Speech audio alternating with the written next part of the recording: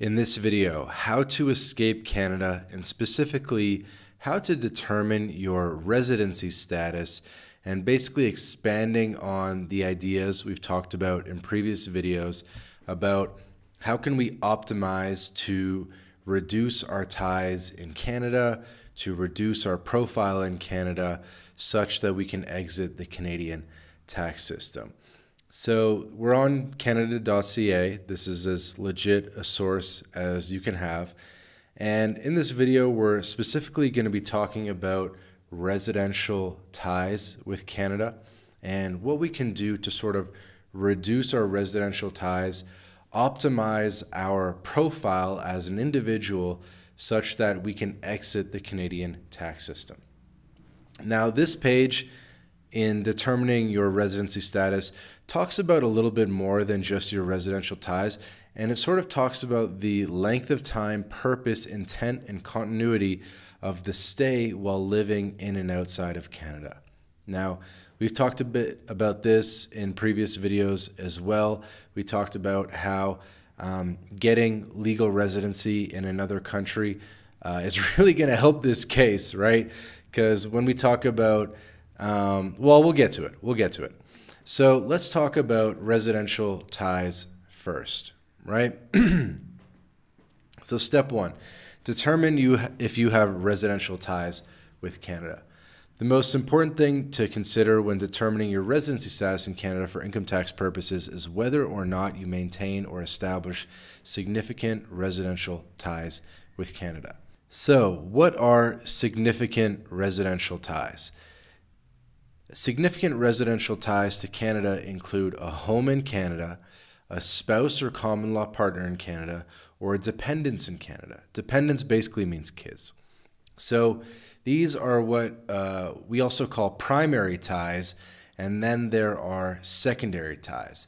So primary ties outweigh and are more important than secondary ties, because they say the most important thing is whether or not you maintain or establish significant residential ties.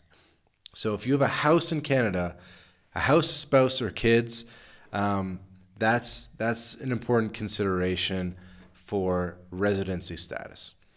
Now, we'll come back to these and talk about each one of these in more detail, but let's move on to secondary residential ties.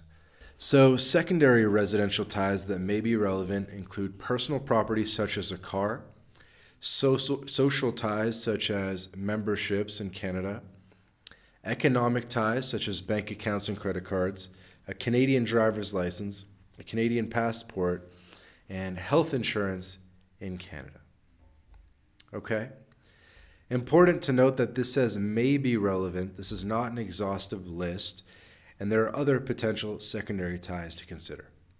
So we'll come back to these primary ties and secondary ties later in this video and how we can reduce these ties and optimize for leaving Canada successfully.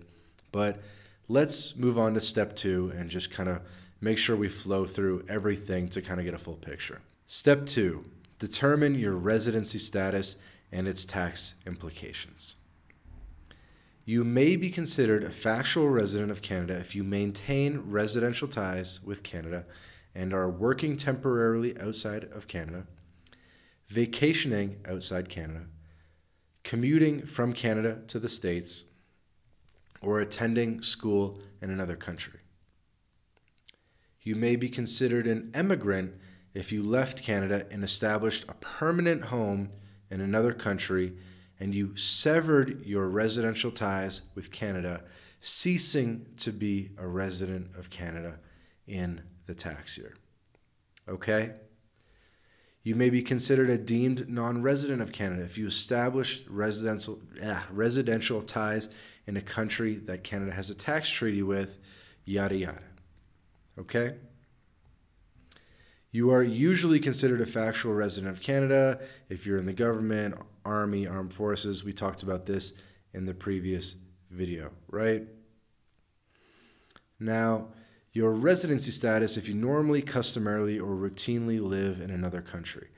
This was mentioned in the other video as well. You may be considered a non-resident of Canada if you did not have significant ties with Canada and you lived outside Canada throughout the year, or you stayed in Canada for less than 183 days in the year. Okay, so that gets us through the page. So what did we learn here? The big thing is that we need to reduce our primary ties as much as possible, and then we need to reduce our secondary ties as much as possible as well, but the primary focus should be on these significant primary ties, okay? The other piece of the puzzle, step 2, is that if it seems like you have intent to return, you might still be considered a tax resident of Canada. And so that's why getting legal residency in another country, such as Paraguay, and staying outside of Canada is going to make a huge difference here. Because if you have legal residency somewhere else, if you establish a permanent home in another country, then you will be considered an immigrant. And the permanent home in another country is a huge piece of this, because it means that you're not really coming back. You have no intent to return. You have a permanent home in another country. Okay? So to me, step 2, I mean, obviously there's really, like, it tries to cover a bunch of different situations here, but the big one is just get residency somewhere else and make it not seem like you have intent to return.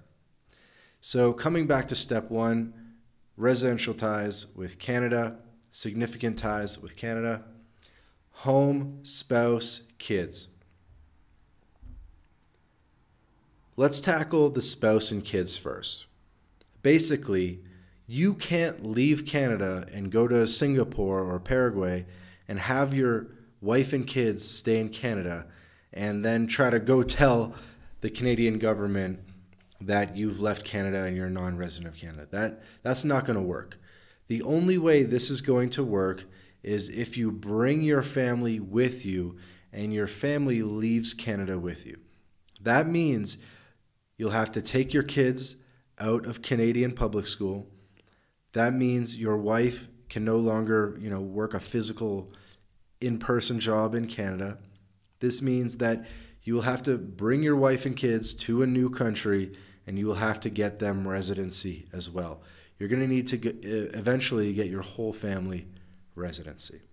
Does that make sense? Because I think that's one of the biggest obstacles for people with a family. If you're a single guy, all good. It's just you dipping, and this whole process is a lot easier. But if you have a wife and kids, you're basically going to have to sell them on this adventure of leaving Canada and going to live in a foreign country, right? And we can help you with that, by the way. My Latin Life, through the mentorship program, we can get on calls. I do this all the time. I get on calls with both spouses, husband and wife, and we talk through all the issues. And the man typically has issues around like taxes and making money, and the wife usually has issues around, the school system, vaccines, hobbies, and sports teams, that kind of thing. So we can help you talk to both issues, but again, you're going to need to take your family out of Canada. That means your family will no longer have health care in Canada. They're not going to go to school in Canada. So it is kind of a big deal, but it's the price that we pay for freedom. Now, the other piece of this, and I left this for last, was the home in Canada. A lot of people have questions around this, and it's a little bit complicated, and that's why we're not going to cover it 100% in this video. Suffice to say that if you have property in Canada, you can still go through with this and become a non-resident of Canada, but you need to rent out that house. You need to rent out that condo, that property, and you need to put it on a 12-month lease so that you have no intent to return to the property.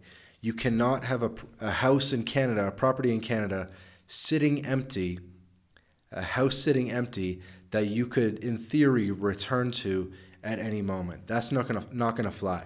You can keep the house. You don't have to sell the house, but you do need to rent it out.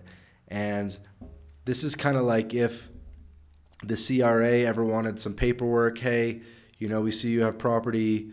What are we doing here? You say, no, look, we have a guy in there on a 12-month lease. They're paying rent. The property's rented out, and that's that. So you can keep your property in Canada, which is great. It means that you don't have to have a taxable event and sell your house and pay capital gains or whatever it is. You don't have to sell the house. Just rent it out. Got it? Now, moving on to the secondary residential ties, let's go through these one by one. Sell the car. Bottom line, sell the car. A lot of people ask me questions like, can I import my car to Mexico? Can I import my car? No, not really. It's complicated as hell. Just sell your car in Canada. If you want a car in Latin America, just buy another car, a new car, when you get to the country where you're going to. Furniture, kind of a random one. It's funny that they put this here. I don't know how they attribute who owns the furniture. But basically, sell your car, sell your motorcycle. Another thing they don't mention here about personal property, but is a big one, is storage units. So I would definitely sell or reduce the number of storage units you have. If you have 3, reduce it to 1 ASAP. Ideally, get rid of all of them. Sell all the crap. So sell the car, sell the storage units. Basically, sell anything registered to your name. Okay? Social ties. So social ties such as memberships in Canadian recreational or religious organizations. When I think about this, I think about being a member of a country club or a golf club or something like that. And one cool thing about these golf clubs and country clubs is they often have a non-resident member status, and you actually pay less money per year. So you think about all the big country clubs in Toronto or Vancouver, wherever it is, they all have such thing as non-resident status or non-country member or out-of-country member. Every club might give it a slightly different name, but you can basically just go into the membership office, and if you don't want to outright cancel your membership, you can say, hey, can we do something as like an out-of-country member? I'm moving to Latin America. And they usually have something for that. And it can be really significant in terms of the savings. And typically what will happen is they'll say, yeah, we have a country member tier for foreign members, and they have XYZ rights. And maybe you can visit the club 14 days per year or 20 days per year. And it's great because you'll be paying way, way less money. And that means you get to keep your membership so that when you visit Toronto or you visit Canada in the summer, when you visit Canada, to visit your family occasionally, you still have that country club membership that you can continue to use and, go get dinner there and hit the golf course and whatever. So you can kind of keep some of that continuity in terms of your Canadian social life while fulfilling the requirements here. Okay, I really don't think they care that much about this one, though. Like, if you still just paid for, like, a full membership in a golf club, I really don't think they care. Okay, economic ties, such as Canadian bank accounts or credit cards. I get asked about this one every single time. And people get this misconception that they need to close every single Canadian bank account, every single Canadian credit card.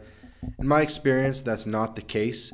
You can keep a couple bank accounts, keep a couple credit cards, but you do want to reduce your profile. You know what I mean?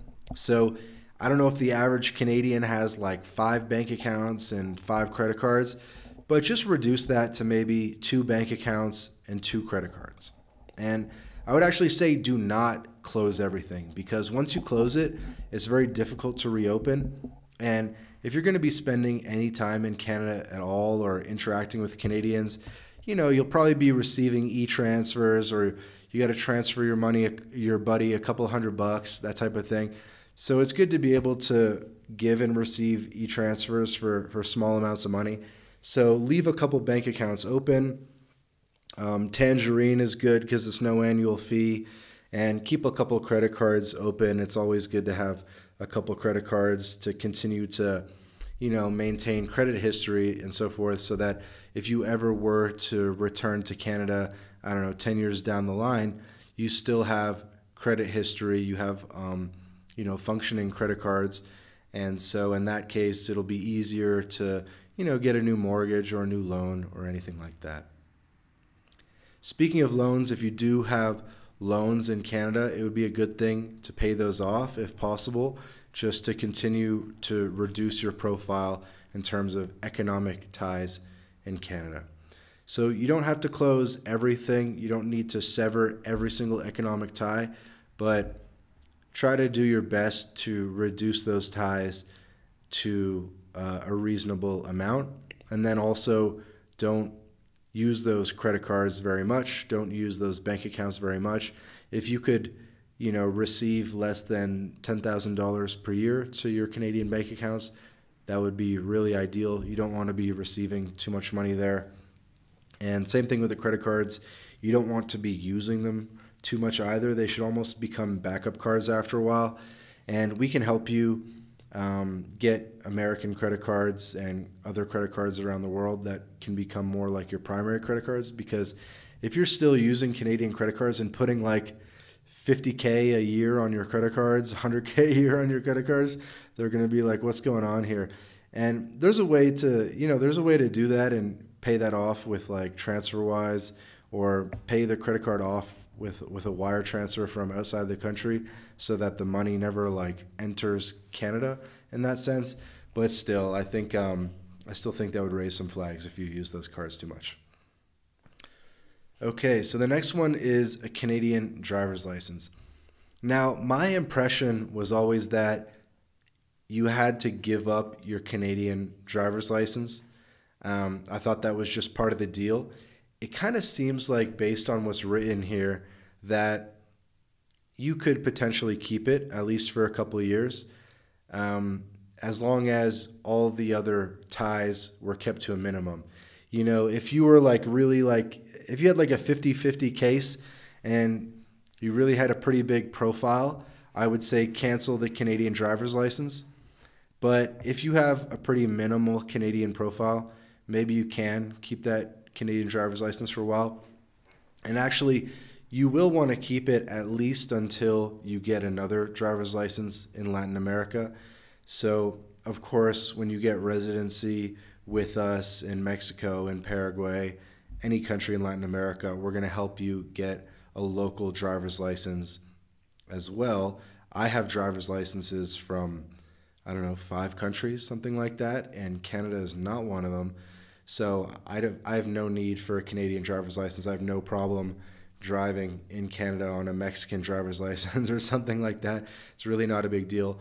But until you start building up a portfolio of driver's licenses, maybe be cool to keep this one for a couple years, but you'll eventually get rid of it, I think, because you won't be able to renew it eventually if you don't have an address in Canada anymore.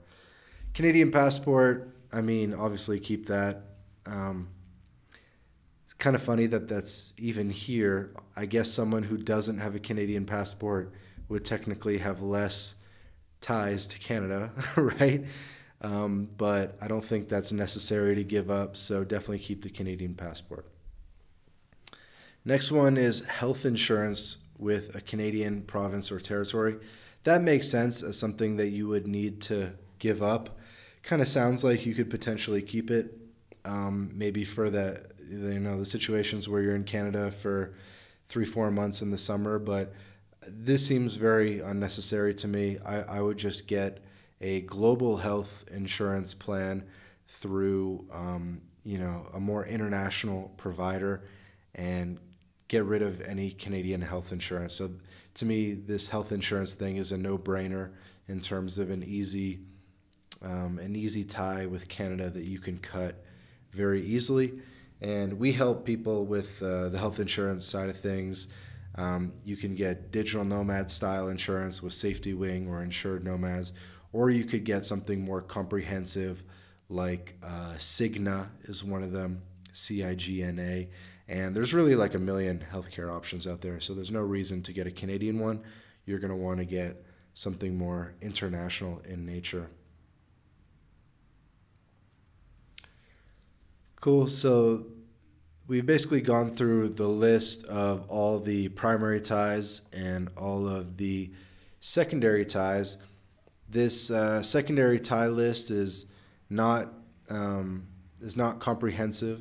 I mean, it's obviously comprehensive, but there could be some other situations or pieces of your ties to Canada which could come up. And the bottom line is just do your best to reduce the number of ties in Canada so that if someone was to look at your profile, if someone was to look at, the mosaic of your activity in Canada, it would just be a no-brainer that Canada is not your center of life. Another thing that this page doesn't necessarily talk about, because it's talking about determining your residency status in Canada, but the other piece of the puzzle is that, and this is not on the page, this is alpha insider info, so I hope you're paying attention, is you're going to want to get your ties to your new country in Latin America to be greater than your ties that you have in Canada, so that if it was ever a tug of war, it would be obvious that the new country would win.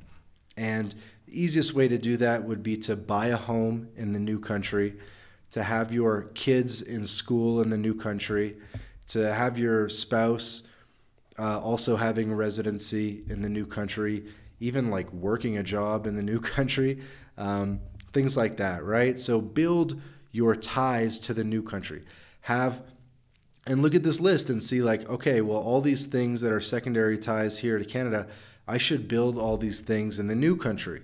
So I should maybe get a car in the new country. I should join clubs and memberships in the new country. I should get bank accounts and credit cards in the new country. I should get a driver's license, a passport, health insurance in the new country. So all these ties that you're severing in Canada, you should be simultaneously building new ties in the new country.